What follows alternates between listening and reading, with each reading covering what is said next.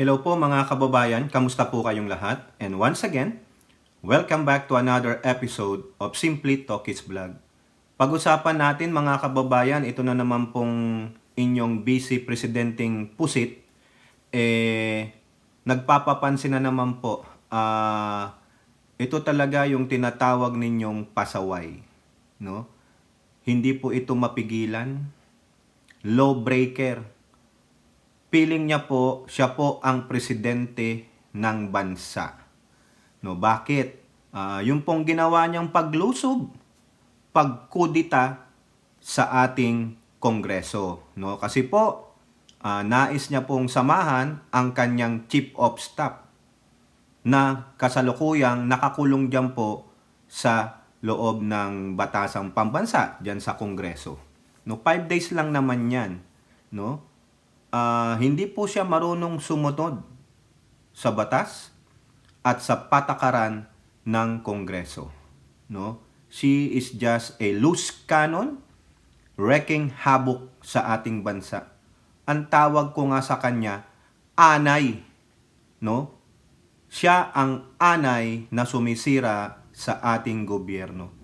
Siya ang anay na lumulustay ng pera ng gobyerno. Yang ginawa niya po niyan, mga kababayan, it is not a good example for a leader to do that. Vice Presidente ka, hindi ka marunong sumunod sa mga patakaran. No? Sa kanya po, baliwala yan. Tatak Duterte, pasaway, may sariling mundo. No? Wala silang pakialam basta masunod po ang gusto nila. Yan ba ang klase ng leader na gusto nyong mamuno sa ating bansa? Hindi marunong sumuway sa mga batas. Walang pagpapahalaga sa human rights. Hindi makapagpaliwanag kung saan ginastos o saan dinala ang pera ng bayan. Palagi pong tumatakbo sa mga responsibilidad. Yung kanilang grupong maisog sumisigaw ng transparency and accountability. Yung para hindi angkop sa kanila yun. Gawa-gawa lang. Puro kasinungalingan lang kasi hindi po convenient sa kanila. Sabi nga nila, kung hindi convenient sa'yo, edi wag mong gawin. Ang gawin mo lang kung ano yung convenient o naaakop o anong gusto mong gawin sa'yo. Diba? Kung ano yung gusto mong gawin, yun na lang. Wag mo silang pakinggan. Vice Presidente ka, mas mataas ka. Remember, co-equal branch of government kayo. Hindi mo dapat sinasaklawan ang trabaho ng isang ahensya dahil co-equal branch kayo. Executive, judiciary, legislative. Co-equal branch kayo. At the same time, hindi ka presidente. Wala kang mandato bilang vice presidente. Ano ang mandato mo base sa konstitusyon? Mag-antay, mag-antay, mag-antay pag ang presidente ay hindi na kayang gampanan ang kanyang tungkulin. No? Masyado po siyang mapagmataas. Masyado siyang law breaker. Wala siyang pakialam. At higit sa lahat, nilulustay niya ang pera ng kaban ng bayan. Mamaya sasabihin natin sa inyo, aside doon sa hindi niya maipaliwanag na paglustay niya ng CIF funds ng kanyang departamentong hinawakan noong 22 and 23. Okay, pero bago po tayo magpatuloy, tayo po ay magbibigay pugay at pasalamat sa lahat ng ating channel members, followers, subscribers, nag-like at nagsishare ng ating mga videos, sa mga nagbi-video replay, sa mga nagsishare ng kanilang blessings, sa mga nakakasama natin sa ating video premiere at live stream. At ganoon din po, special shoutout sa lahat ng ating OFWs, sa mga men and women in uniform, sa ating mga frontliners at mga guro. At lubos po akong nagpapasalamat sa lahat ng sumusuporta at tumutulong sa paglago ng ating channel. Doon po sa mga hindi bumibitiw, anuman po ang mangyari sa ating channel. And special shoutout to the Kapots Angels. Okay, so may God bless us all, may God bless our country, and may God bless the Marcos administration. So yung tinutukoy po nating paglusob, no, ni Sara Pusit Duterte o yung kudita niya sa Kongreso ay dahil po sa pagprotekta niya sa kanyang Chief of Staff. Kaya nga po yung ating thumbnail dyan o title, Sara Pusit nilusob ang Kongreso at bantay sarado ang Chief of Staff ng kanyang opisina. Bakit? Bakit po bantay sarado yan? Okay? So dito, may mga artikulo po tayo na papakita sa inyo at babasahin natin yung nilalaman at magbibigay tayo ng opinion, komento at reaction. Dito po sa balita ng Politico, Sara Duterte under fire for House Protocol breach. Biruin nyo, nilabag niya yung anumang alituntunin o patakaran diyan po sa House of Representatives. Kasi nga feeling niya, umalis kayo dyan. Mas mataas ako sa inyo. Vice Presidente ako. Di po ba? Ang hindi niya alam is they are co-equal branch of government. Huwag mong pakialaman yung tahanan nila kasi hindi ka naman pinakikialaman sa trabaho mo. Kung iniisip mo you are above everybody, you are above the law, ano ka? Pasaway ka. Ginagamit mo yung kapangyarihan mo para gawin mo yung mga gustong mo na alam mo namang mali. Maling-mali po ito. You breach the protocol. Ano ibig sabihin yan? Nilabag mo. Sinuway mo. Nagmatigas ka. Bakit? Dahil siya po ay isang vice presidente at kailangan niyang protektahan ang kanyang Chief of Staff. Kumbaga sa atin, sabi niya, I'm watching you. Di ba? Bakit ka na kailangang i-watch niya yung kanyang Chief of Staff? Di ba pag tayo nagsasabi, I'm watching you. Di ba? Ano ibig sabihin yan? Binabantayan mo siya kasi baka may gawin siyang mali. Wrong move. Di po ba? Pero may mga dahilan po siya. Bakit daw kinakailangan niyang samahan o bantayan ang kanyang Chief of Staff? Kaya niya po nilusob ang House of Representatives. Pupunta ka nga rin naman pala sa House of Representatives. Bakit hindi ka makaatpunta dyan sa mismong hearing na kung saan ilang beses kang inimbita? Bakit? Takot po siya. Duwag siya. Magaling lang siya magsalita sa media. Pero yung pagpapaliwanag sa katanungan ng taong bayan sa pamamagitan ng mga representante ng taong bayan, hindi niya masagot. Kasi nga po, entitled. Bratinelang-bratinela itong busy ninyong pusit. Magtatago siya sa mga kadahilanan na gusto niya lang idahilan. Na wala namang mga sense yung pinagsasabi niya. Kung napanood niyo po yung latest press con niya dyan, wala pong sense yung mga pinagsasabi niya. It doesn't amount to anything. Blaming somebody. Deflecting the issues. Itinutuon niya. Sinasabi niya, may utang daw yung isa dyan ng 9 million sa kanyang asawa. O anong kinalaman nun sa paglustay mo sa CIF mo? Yung kapatid niyang representante ng Davao City, 1st District, na dismayado daw sa 19th Congress. Kung dismayado pala, ba't hindi mag-resign? Di po ba? At kung ano-ano pa. Di ba? Nonsense. Kasama po ba yan sa tinatalakay ng good government and public accountability? Wala. Tapos nung kinontempt ng 5 araw, ikukulong ng 5 araw yung tauhan mong nagsinungaling, nang haharang ng babraso ng COA. Nandun ka? Sasamahan mo? Hindi po eh.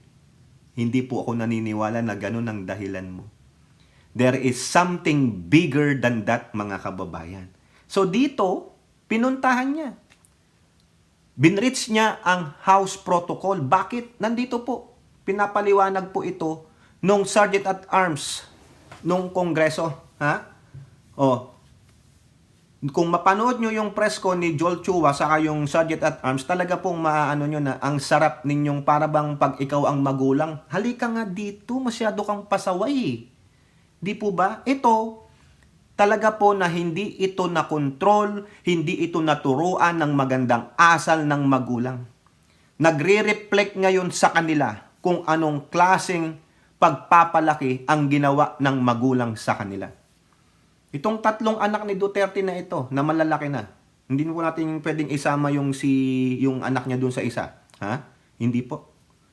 Separate po yun, iba po yun.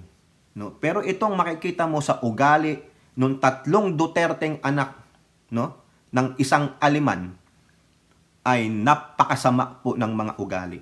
Walang good manners and right conduct. Bakit? Yung mga magulang, hindi marunong dumisiplina. Di ba sinasabi natin? Sa ikauunlad ng bayan, disiplina ang kailangan. At kung ano man ang inuugali ng anak ninyo sa labas ng tahanan ninyo, that reflects on you. Kung hindi ka marunong dumisiplina sa anak mo at ang anak mo ay ganyan, pasaway, no? Nanggugulo, lawbreaker, feeling niya siya lang ang tao sa mundo, feeling niya hawak niya sa ligang lahat ng tao, feeling niya kakayan-kayanin niya ang mga nakapalibot sa kanya. Di po ba? Ganyan po.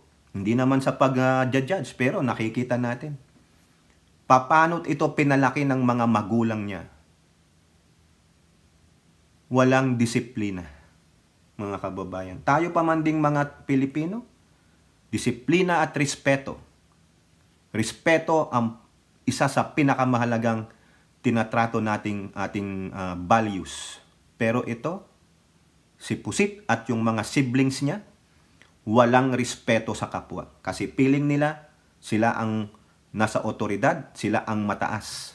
Wala pong pagrespeto sa karapatan ng tao, walang respeto sa batas, walang respeto sa mga kapwa nila mga government officials.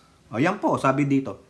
Lawmakers strongly condemn Vice President Sara Pusit Duterte for violating institutional protocols of the House of Representatives when she stayed overnight in the office of her brother inside the Batasang Pambansa. No?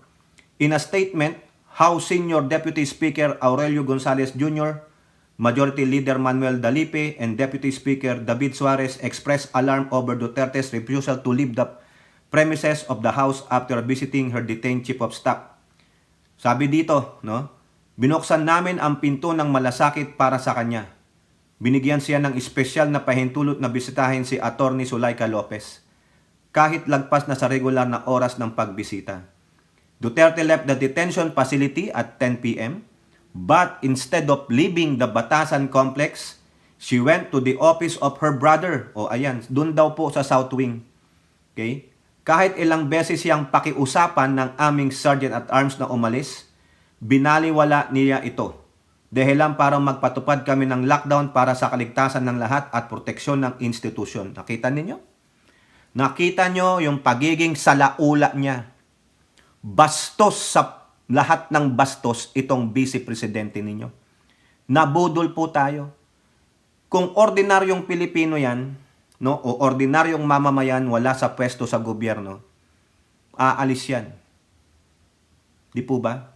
Makikinig yan. Otherwise, huhulihin yan. Tatawagan ng pulis. Pero siya, ano ang sabi? Binuksan namin ang pinto ng malasakit. Binigyan siya ng respeto at kortesiya. Pero hindi po siya marunong magbalik ng respeto at kortesiya. So ano ka? Dapat ka pa bang respetuhin at bigyan ng kortesiya? Di po ba? Tapos magngangak-ngak ka dyan? So ano dahilan mo? Bakit kinakailangan mong protektahan ang iyong chief of staff? Ha? Di po ba? O ngayon, ginulantang mo sila. Di ba? Hindi kinakailangan, hindi ka bantayan. Kasi kung may mangyaring hindi maganda sa'yo, sino ang may sagutin? Di po ba? Meron pa nga siyang binanggit dyan, mga kababayan, pero hindi natin sasama dito. No? Accusatory yung sinabi niya. Di po ba? Binin nyo, nagulantang sila, ayaw umalis, so nagdagdag ng mga security. Yung mga nandun, imbis na umuwi na sa pamilya nila, ginambala niya. Kasi hindi siya umuwi sa pamilya niya. Iniwan niya yung pamilya niya overnight. Doon siya nagtulog. Kayang-kaya niya palang iwan ang pamilya niya. Mind you, may mga maliliit pa na anak yan. So mas mahalaga si Atty. Lopez kaysa sa pamilya mo nag-aantay sa bahay mo? There will be another day. Pero mas pinili niya. Di ba? Pagmamataas, kawalan ng respeto at kortusiya sa institusyon. Binaboy niya po, mga kababayan. Bakit? Kasi vice presidente siya. Yan ang pangangalandakan niya. At the same time, sa dami ng kanyang BPSPG na pinapasahod natin. Nag-overtime yung mga security personnel ng Batasang Pambansa, ng Congress. Yung mga kapulisan. Sabi nung Sergeant at Arms, tumawag kami sa pulis para lang maging alerto sila. Baka nagtawag pa yan ng mga naka-off duty na. Another overtime pay yun. Sinong magbabayad nun, mga kababayan? Siya ba? For her security lang? Aside doon sa 400 BPSPG niya? For her security lang? Dahil ayaw niyang umalis? Taong bayan ang magsasakripisyo. That's taxpayers' money. Visit. Di po ba? Oh, nakakahiya po. As a precautionary measure, the House has tightened its security for the safety of its staffs and the integrity of its operation. Biruin mo, ginambala mo, binulabog mo, para lang sa iyong kapritsyo na bantayan mo yung chief of staff mo. Gaano kahalaga yung chief of staff mo? Bakit mo binabantayan? Bakit mamamatay ba siya doon?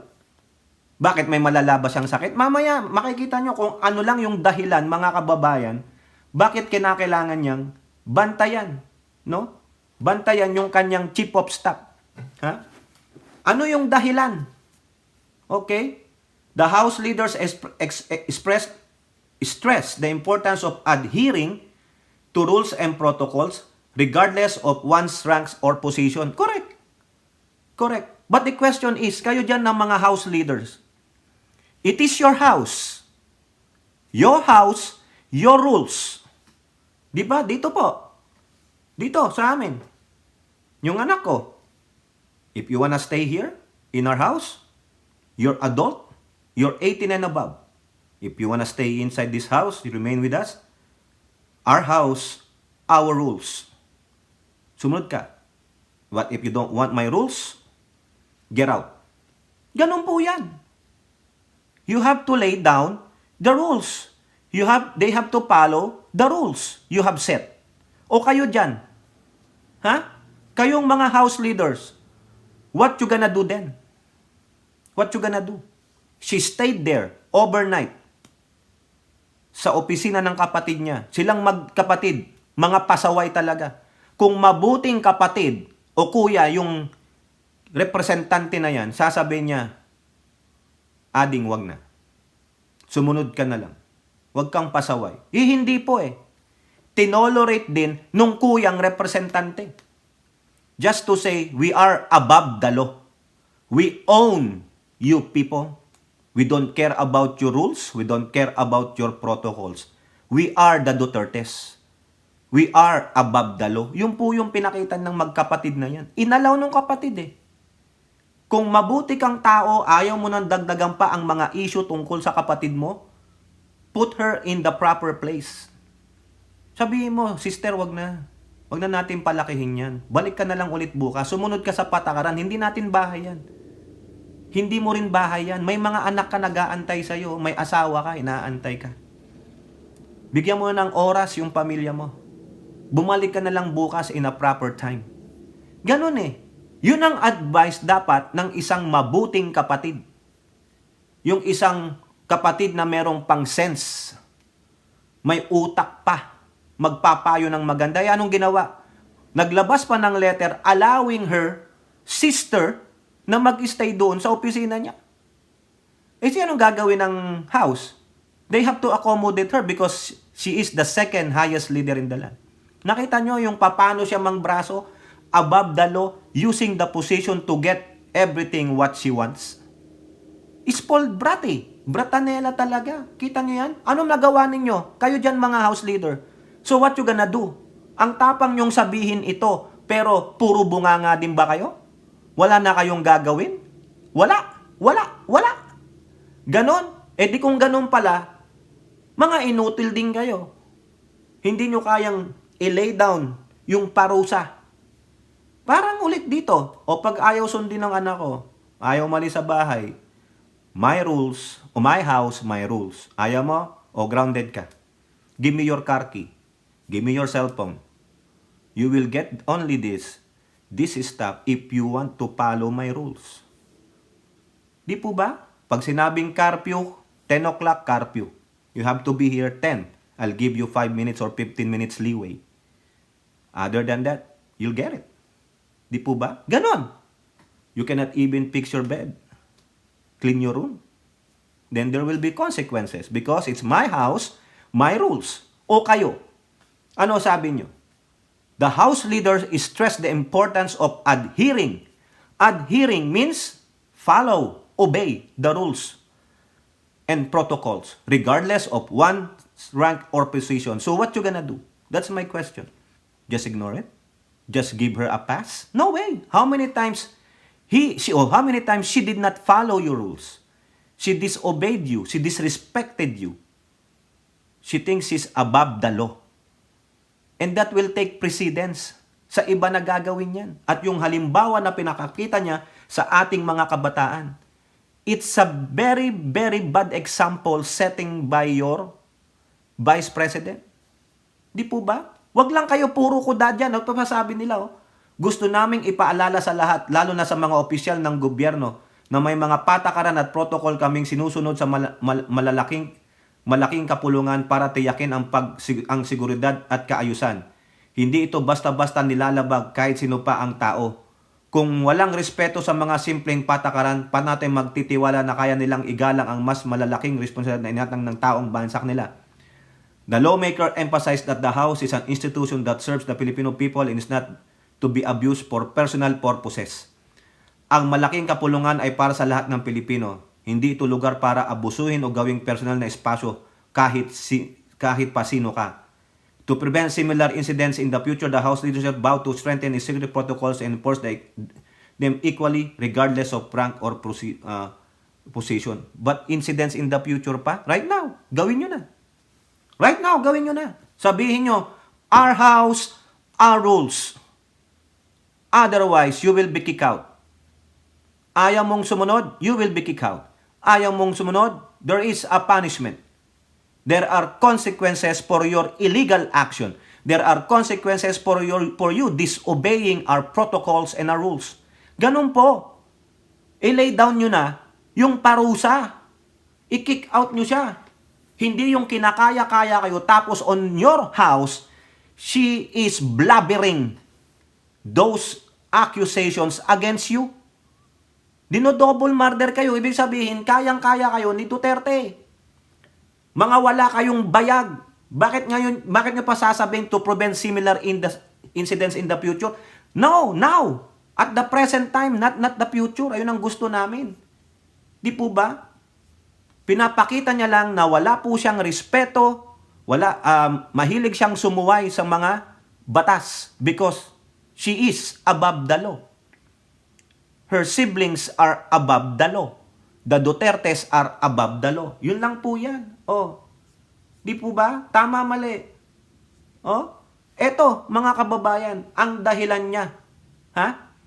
Bakit daw di umano gusto niyang samahan yung kanyang chief of staff dyan po sa House of Representatives na kasakuluyang nakadetain?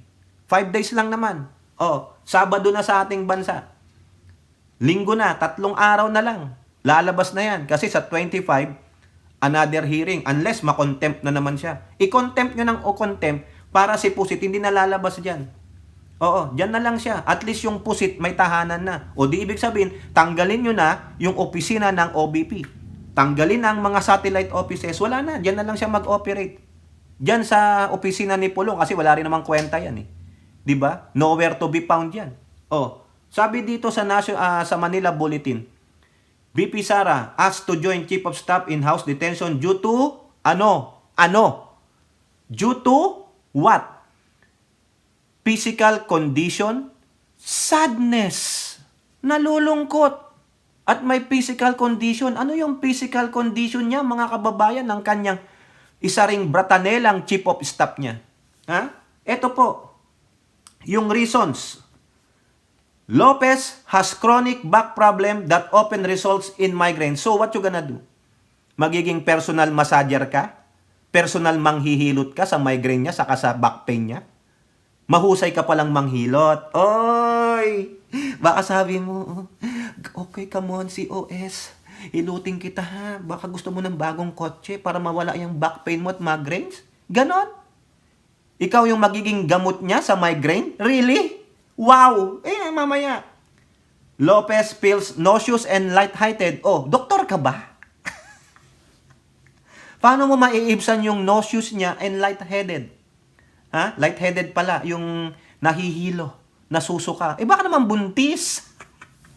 Doktor ba siya? Oh, di ba? Lopez lacks sleep for fear of safety and security. Really?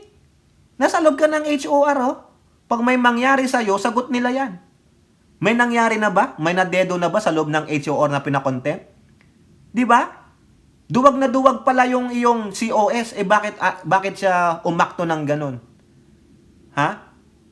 Na katuwang mo siya sa pagiging outrageous. Tawag doon? Yung pagiging diktador. Di po ba? Lopez is not used being alone and worries that other detainees harm her. Ha? Really? Really? Sino yung mga other detainee doon? Ibig sabihin, mga violente, yung mga nilagay doon na contempt. Kung violente yung mga yan, hindi ikukulong doon sa HOR, ilalagay yan sa municipal jail. Di po ba? Bakit ikaw ang tinawag? Ha? Bakit hindi yung immediate family tulad ng sinasabi ni Representative Joel Chua? Bakit ikaw? Napaka-special mo, mga kababayan. Ha? Bakit ikaw? Nininiwala ba kayo sa reason yan? Bakit hindi immediate family ang tinawagan ni Lopez para, uy, ang sakit ng ulo ko. Nasusuka ako. No? Like, nagka-migraine, tapos lightheaded, nahihilo, nasusuka. Masakit ang likod. Lahat na. Puta, dapat hindi dyan sa HOR. Dapat itakbo sa hospital yan. Baka kung ano na. Oo. Eto pa. Lopez is still feeling fatigue due to jet lag and sadness about the condition of... Nako! Palusot, mga kababayan. Kung jet lag pa ka pala, sabihin mo na lang, Your Honor. Dapat doon pa lang Your Honor, pwede pa. Parang si Cassandra Your Honor, hindi po maganda pakiramdam ko. Maaawa naman siguro sa'yo. Tatawag ng medical doctor. Parang yung kay Cassandra i-check ang iyong vital signs, ang iyong kondisyon. Ba't di ka nanghingi ng doktor? Kita nyo mga kababayan, this is a bullshit reasoning na sinulat lang ni Pusit. Magaling po silang gumawa ng kwento. Paawa effect. Mga hypocrite, mga plastic. Putragis na to. Ito pa. Lopez has requested Duterte to join her for peace of mind and to get rest. Pampatulog niya pala si Sara Pusit. Baka nga naman kakantahan siya ni Ursula. Di ba? Miyu? Miyu. Di ba yung kanta ni Ursula?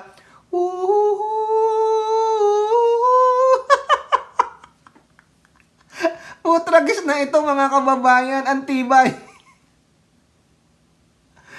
Antibay mga kababayan. 6 na reason. Ha? Tingnan nyo ha. Okay. Chronic back problems and migraine. Masahista siya. Mamasahin niya. Bibigyan niya ng, Togmolodon. Yung sa migraine.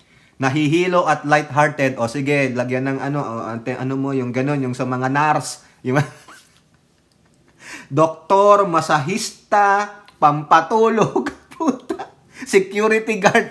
Lahat po. Overall. Ha? Lahat na kay Sara Pusit. Lahat po ng trabaho kayang gawin ni Sara Pusit. Ano pa ang kaya niyang gawing trabaho? Ha? May security guard, masahista, doktor, singer. Kasi tukong peace of mind, di ba? Pag nagpapatulog ka, kuha ka dyan ng music na yung talagang it will take you to a deep sleep. Putragis na to. Kayo po ba mga kababayan, maniniwala ka dito sa mga rason kung bakit kailangan niyang samahan yung kanyang chief of staff na si Zuleika Lopez? Napaka-entitled naman pala ni Attorney Zuleika Lopez. Putang ina ninyo talaga. Napapamura ako sa inyo. Ha? Mga buwakang ina ninyong kayong dalawa. Sige. Ha? Ano pang sabi ni Sara Pusit? Pero bago yan, kayo ba naniniwala doon sa 6 na sinabing dahilan ni Pusit? Ako po hindi. Kaya sabi ko nga sa inyo, di ba? Pag gusto, maraming paraan. Pag ayaw, maraming dahilan. Puro dahilan lang. I-deflect niya yung issue para po hindi maungkat yung mga bagay. Mawala tayo sa issue ng kanyang paglustay sa kanyang CIF, kasangkot ang mga hinayupak na ito. O tingnan ninyo to sa Pilipinas Today. Wanted caregiver yaya.